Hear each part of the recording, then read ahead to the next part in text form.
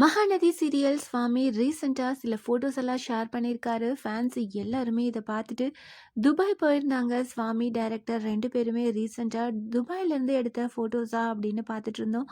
ஆனால் துபாயில் ஸ்வாமி இந்த கெட்டப்பில் இல்லை. இது லாஸ்ட் இயர் எண்டில் பெங்களூர் போயிருந்தாரு. அப்போ எடுத்த சில ஃபோட்டோஸாக தான் இருக்கும் அப்படின்னு கெஸ் பண்ணுறேன். ஸோ வெயிட் பண்ணி பார்க்கலாம். துபாய்க்கு எதுக்கு போனாங்க டைரக்டர் ஸ்வாமி 2 பேரும்? ரீசெண்டாக வந்த லைவ்ல நாங்கள் கூடிய சீக்கிரம் அந்த சர்ப்ரைஸை ரிவீல் பண்ணுறோம் அப்படின்னு சொல்லியிருந்தாங்க.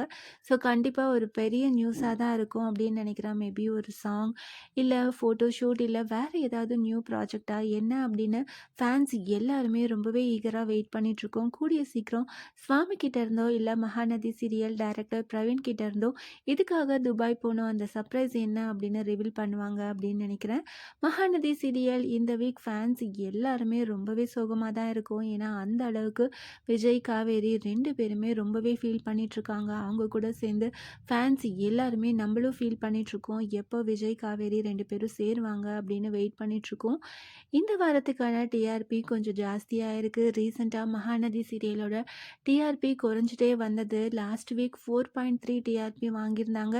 இப்போது 0.3 டிஆர்பி ஜாஸ்தியாகி 4.6 டிஆர்பி வந்திருக்கு. ஸோ கொஞ்சம் இம்ப்ரூவ்மெண்ட் இருக்குது. ரீசெண்டாக துபாயிலேருந்து லைவில் வந்தப்போ கூட ஸ்வாமி நீங்கள் எல்லாருமே டிவிலையோ இல்லை ஹாட் ஸ்டார்லேயோ சீரியலை பாருங்கள், அப்போ தான் நல்ல டிஆர்பி கிடைக்கும் அப்படின்னு ஃபேன்ஸ் எல்லார்கிட்டேயும் ரெக்வஸ்ட் வச்சுருந்தாரு.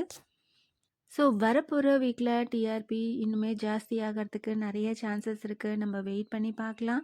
மகாநதி சீரியல் ஸ்வாமியோட ரீசெண்டாக இந்த ஃபோட்டோ ஷூட்டை பார்த்து நீங்கள் என்ன நினைக்கிறீங்க? துபாய்க்கு எதுக்காக போயிருப்பாங்க? என்ன சர்ப்ரைஸாக இருக்கும் அப்படின்னு நீங்கள் கெஸ் பண்ணுறீங்க? அதை கமெண்ட் பண்ணுங்கள். இந்த மாதிரி அப்டேட்ஸ் தெரிஞ்சுக்க மறக்காமல் சேனலை சப்ஸ்கிரைப் பண்ணுங்கள்.